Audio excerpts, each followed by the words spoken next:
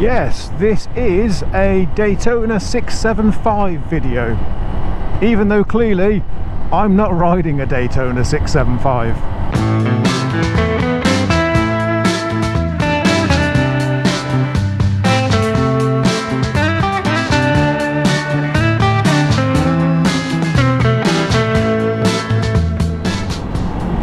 Now, if you've seen my previous videos on the Daytona, you'll know that we were left needing to fabricate a couple of brackets.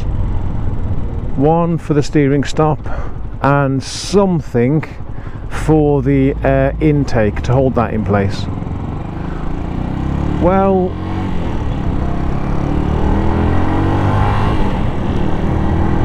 after lots of work, we finally got those brackets done. So the all-important brackets that I've been working on are finally done, and I won't bore you with the details as to just how long these things have taken to make. What we've got is one bracket that simply sits inside the frame there, nice and simple, and provides captive nuts to the outer bracket. The outer bracket sits there and has the steering stop.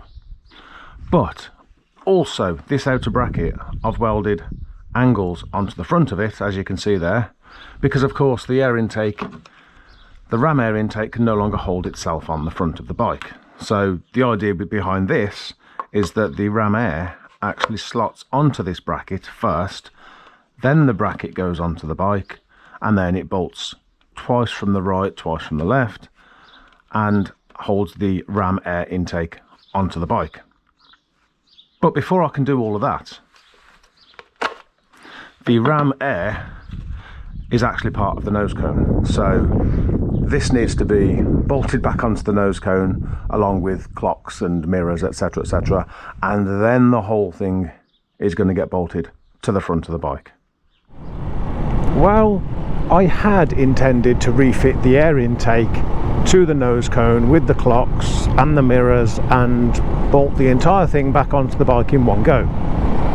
And the reason why I had that plan was because when I took the bike apart, all of those components came off in one go. So I was just going to do the tried and tested method of refitting is the reverse of removal.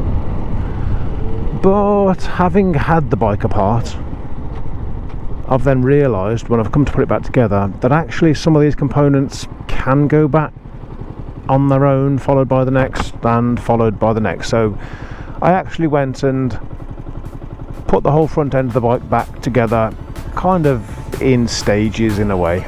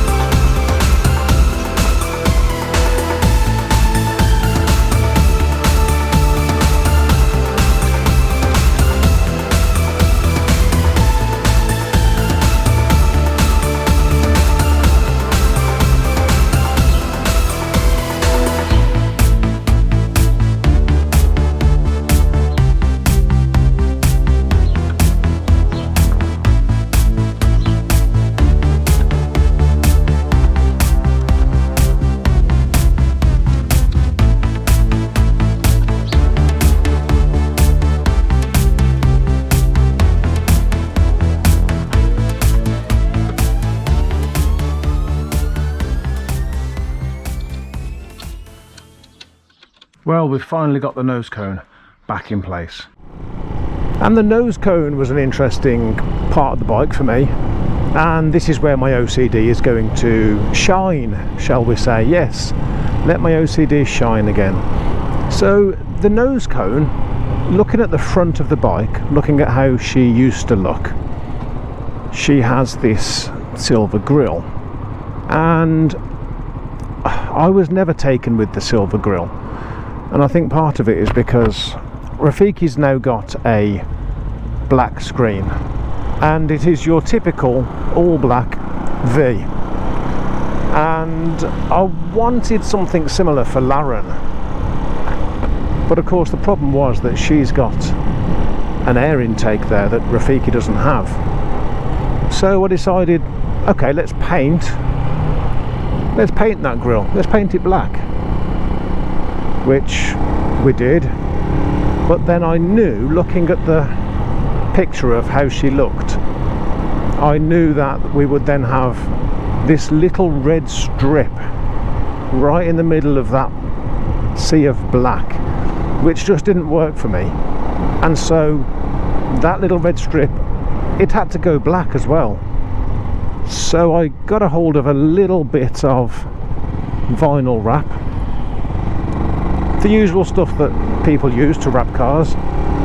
Got a little bit of vinyl wrap and proceeded to take the screen off, get the heat gun out, get the vinyl wrap where we needed it to be.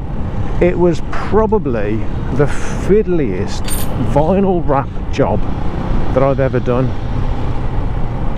and definitely very OCD of me. But once it was done, you know, now that the nose cone is back on the bike, I have to say that I'm really happy with it. You know, before we had black, red and silver, and that really didn't work for me. I wanted black, black and black. It was part of my vision for this bike, and we now have black, black and black. So with the nose cone back in place then, we were then just left with the mammoth task of putting the rest of her back together, which was basically the fairing on both sides, which looks a lot easier than it actually is.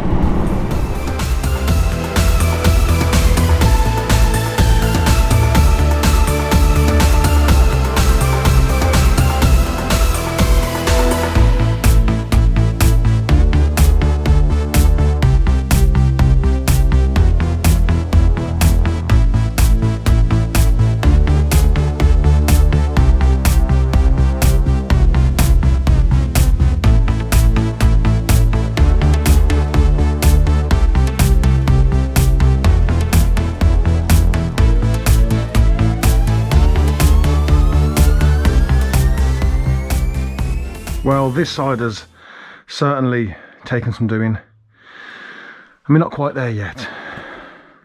Let's crack on.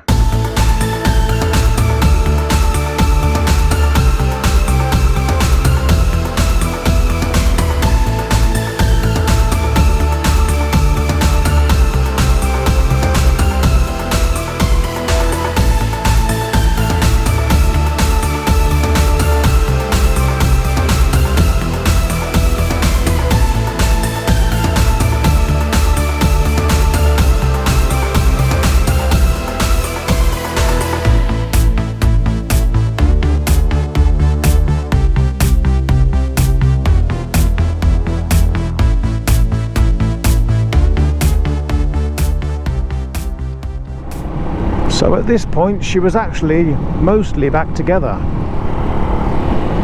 with the exception of her front wheel arch that I'd taken off, and I'd actually forgotten that I'd taken it off, so that had to go back on. So we're almost back together, apart from this mudguard and this broken clip, which was barely hanging on anyway. So I've got a replacement clip, hopefully it fits. Let's get this mudguard back on.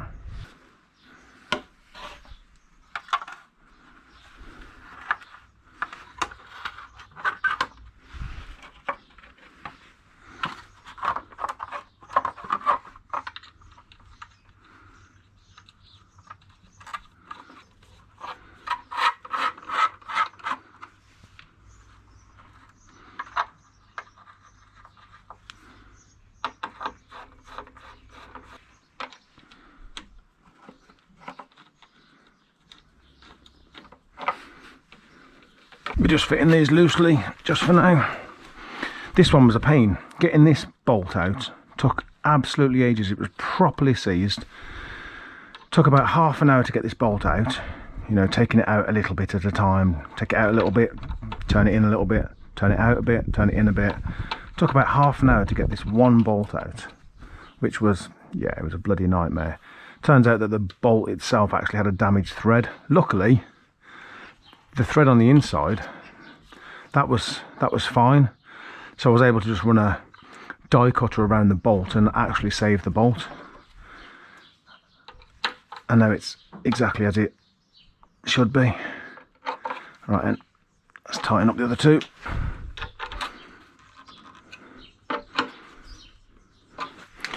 Brake pipe clip on this side needs pushing back in.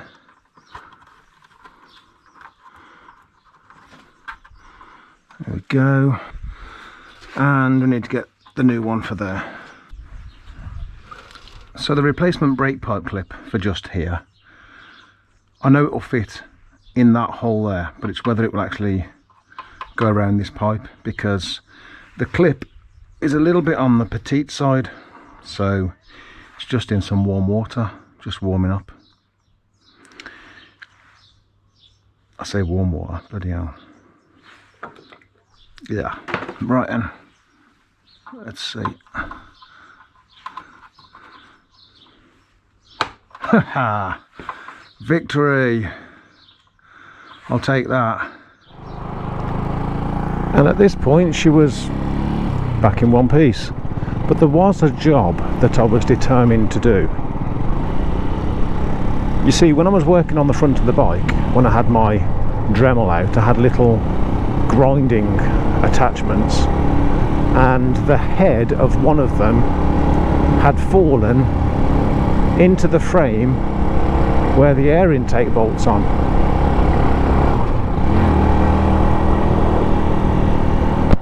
And that part of the bike, the air just goes straight into the airbox, and I didn't think there was any risk to the bike.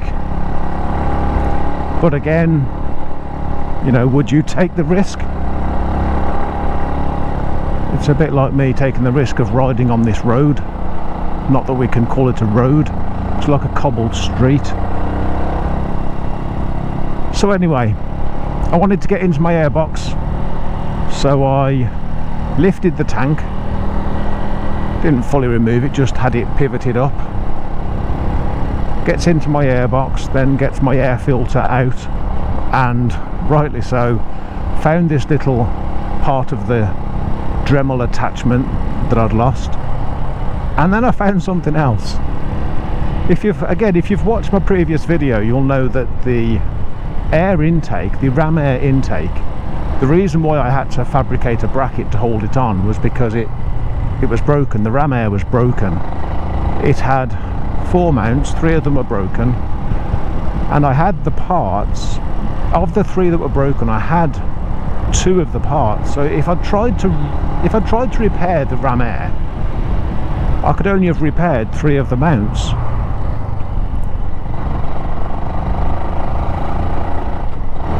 Because one of the mounts I didn't have.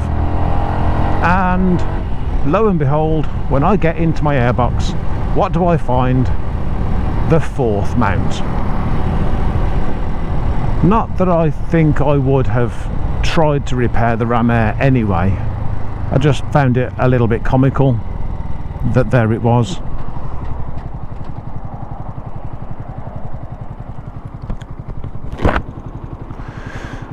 So, I mean, look, you know, this bit of a Dremel and this piece of plastic from the ram air, I know that maybe it was me going over the top a little bit, because these parts, they weren't getting into my engine because they would have to have gotten through the air filter first.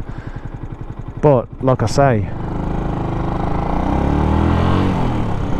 would you take that chance? Take the chance of stuff like that getting into your engine? I know I certainly wouldn't. But having got those parts out, and then got on the bike back together once again, got the air filter back in place, got the airbox back together, got the tank back where it should have been, the only thing left to do then was wake her up. Well, we're finally done. And I've had a bit of a tidy up. I was about to pack away for the day. And then I thought to myself, no, let's hook up her battery and let's see if she wants to wake up.